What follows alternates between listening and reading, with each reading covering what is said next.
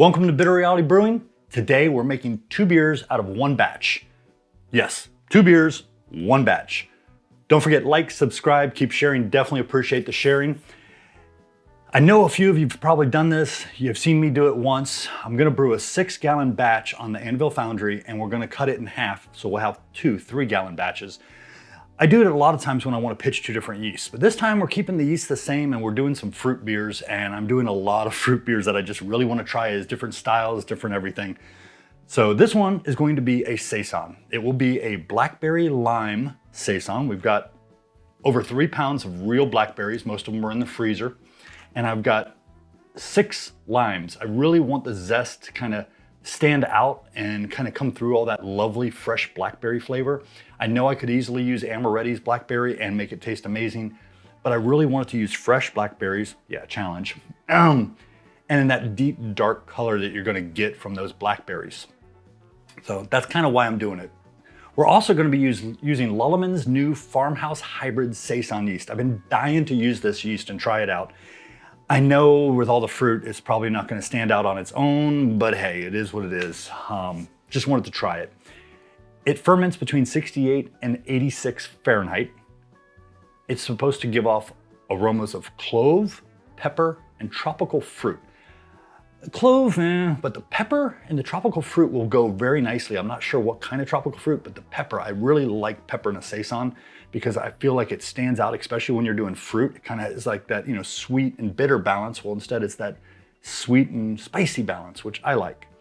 The other 3-gallon batch is going to be a Soursop Saison. I've been dying to make a wheat beer with Soursop.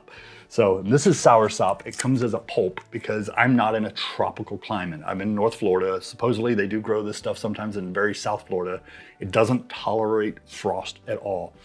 If you're from Latin areas, Latin America, you also know it as guanabana, which is just another name for it. And I know a lot of people out there are going, I don't even know what this fruit is. This is like crazy. And I'll put a picture up here, but it's in the custard apple family. And I know probably 95% who didn't know what it was going, okay, I still don't know what that means.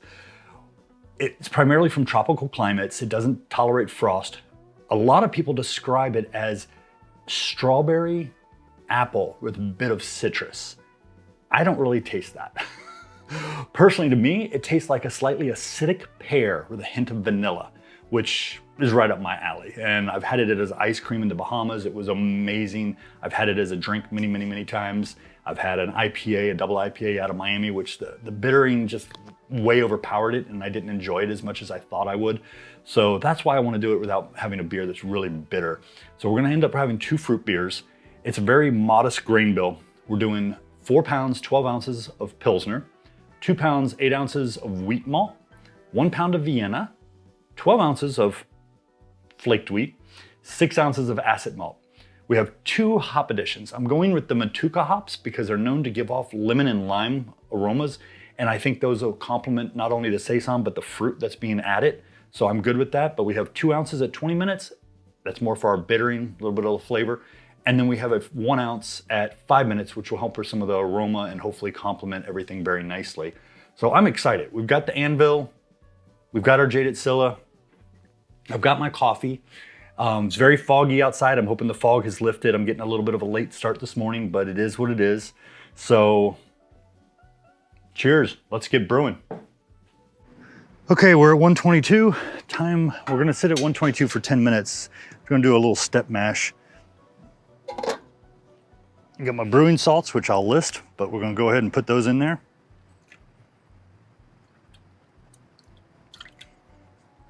I'm gonna give it a quick stir before we mash in here. Got the small batch adapter in. Okay, so we got a fair amount of wheat and flaked wheat, so I'm gonna go ahead and put some rice hulls in here. Cheap insurance.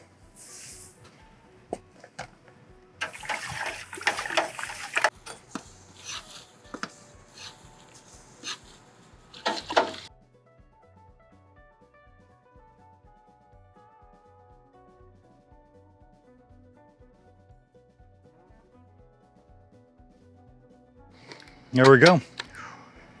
Put the rice hulls in, although it's very thin since we're doing 6 gallons and grain bill is pretty small, but there's a lot of wheat, so I just want to be careful. Okay, a nice little trickle. Give it a little more. Yeah, there we go. That looks good. Okay, for some reason the temperature spiked. I dropped it down to 50% power. Hopefully it'll come back down. We're only gonna be here for 10 minutes and then we're gonna move all the way up to 148 Fahrenheit. So we're sitting at 122 for 10 minutes. I need to get my timers, almost forgot. Okay, that's our 10 minute. Let's go ahead and crank it up. And I'm sitting at 125. It's still a little high. Crank it up to 175. Oh, sorry. Jumping ahead, 148. And we'll kick the power up to 100% to get it there quick. We'll be here for 75 minutes once we get there. And then I'll start the timer once I'm there. Okay, and there we go. Okay, time to heat up the sparge water. Gonna go up to 168. Kick power up to 100%. I had to drop it to 50% just to keep it from going over. Had to do that before though. Should have known better. There we go. Take about 5 minutes to get there, maybe less, maybe about 3 minutes, and then we'll start the timer, 10 minutes. I'm gonna go start heating up the sparge water. Perfect timing. Okay, let's start our timer. There we go. I'm gonna lower the power down a little bit. I'm afraid to bring it down to 50, that might be too low. Let's go 68 actually, and we'll see how that works. You can always bring it up or down. I need to document it better because it seems to be based on how much volume. So the higher the volume versus the lower volume, the percentages do or don't work.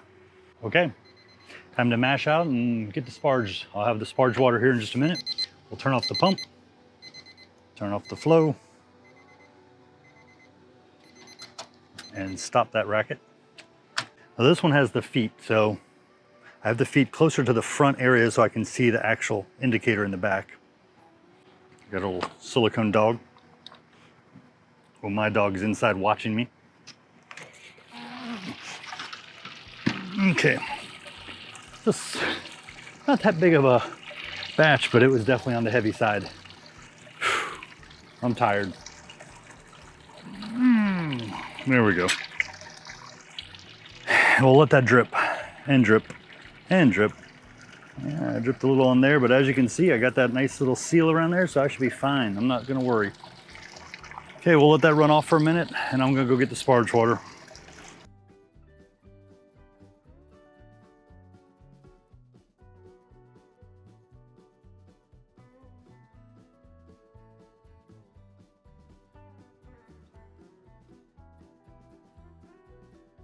It's looking pretty good. I'm gonna sit it down.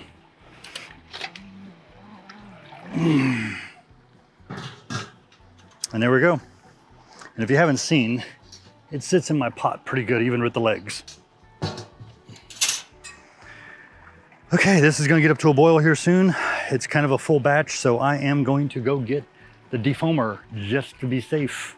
And I will be back very quickly. Is that, don't leave it unwatched, unsupervised? Yeah, gonna be quick. Okay, we're sitting at 210. Not quite at 212, but we already got a rolling boil going. I haven't used any defoamer, so we might get lucky. I'm gonna go ahead and start the timer. Like I said, we're at 210, we got a rolling boil going. I'm starting all 3 of the timers.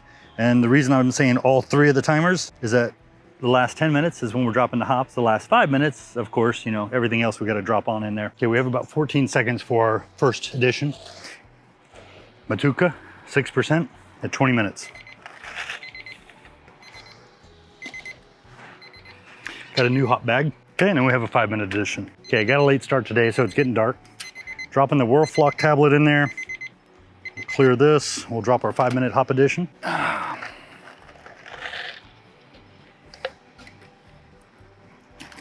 the yeast nutrient waste. Ow, budge and a half. And that's it, the boil's over. It never went back to 212, but that's okay, I'm not too worried. I'm gonna start chilling it down, and once we get it chilled down, we'll move it, pitch the yeast, and rock on. And there we go, 192 and dropping fast. Okay, I don't know if you can see that. We're at 66 Fahrenheit, it was 65 before I stopped it, and it went back up a little, but that's okay. We don't need anything below 68, so hopefully it'll go up. I'm gonna take this, dump it, separate it into 2 3-gallon batches, and we'll look at pitching the yeast. Okay, it's been a long day, a very long day, but the Saisons are done. This is gonna be my soursop, which I haven't added yet. Most people say add it on the 4th to 5th day. I think I may add it on the 2nd day. That way I don't have to worry too much about oxygen being added. It's gonna be the black lime. Right now, these two are the same. The only difference is one's kicking off at a 1.045, and one's kicking off at 1.044, which I don't know why, it was bobbing. Brewhouse efficiency, 78.8%. That puts us at 4.9% ABV. After we add the blackberries, we should be somewhere around the 5.5, maybe 5.6, 5.4, somewhere in that neighborhood. I've got the Farmhouse Saison Yeast from Lallemand right here. It's already been opened. No, I am not starting a warm water thing. I am just simply going to sprinkle half of it in there. I'm having burial. Like I said, it's been a long day. I'm very tired. So here we go. And yes, I already put the floating dip tube in there, even though I'm not doing it under carbonation until I add the fruit, and then I'll kick it up to 10 PSI. The reason being is that when I add the fruit and I add the CO2, I don't have to worry about accidentally introducing any extra O2. Yeah, that's why I'm putting the floating dip tube in early. See if we can get this to pop. Ah, come on. There it goes. Okay, let's see if we can get about half of it in there. Let's also see if we can kick the tilt out of our way.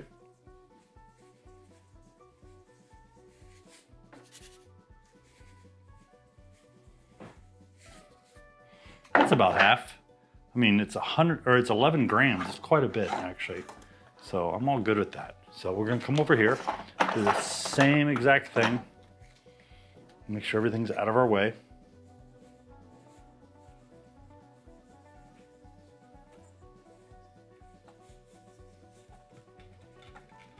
A little less, but it's about the same. I'm not too worried. We'll seal that down. I'm actually thinking about 75 Fahrenheit because it's 68 to 80, I think it was 85 or 86. And what I've been reading is 75 sounds pretty optimal for both the Philly Sour, which I'm going to be fermenting at the same time, as my Saison. So 75 sounds pretty damn good. We'll seal this down. And we'll let that get kicking. And we'll be rocking and rolling. Oh man, it was seriously a long day. Loving that, although a West Coast would be better, I'm happy it's burial. Thank you again for joining us here at Bitter Reality Brewing. Don't forget to check part 2, where we go and start adding the fruit and doing the taste testing. Don't forget, like, subscribe, keep sharing. Definitely appreciate the sharing. Thank you very, very much. Thank you again for joining us here at Bitter Reality Brewing.